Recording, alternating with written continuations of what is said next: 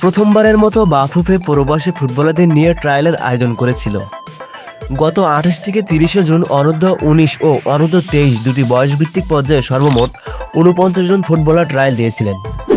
তাদের মধ্যে থেকে কয়েকজন প্রবাসী ফুটবলার ডাক পেয়েছেন আসন্ন এএফসি অনূর্ধ্ব-২৩ টুর্নামেন্টের প্রাথমিক ক্যাম্পে। ট্রায়ালে আসা ফুটবলারদের মধ্যে বিশুতক চাকমা, জায়েন আহমেদ, কাফসার হক, ইমান আলম, ইব্রাহিম নেওয়াজ, সামির আলম, তাহসিন ইকবাল ও ইফাস আহমেদ বিশেষ নজর কেড়েছিলেন।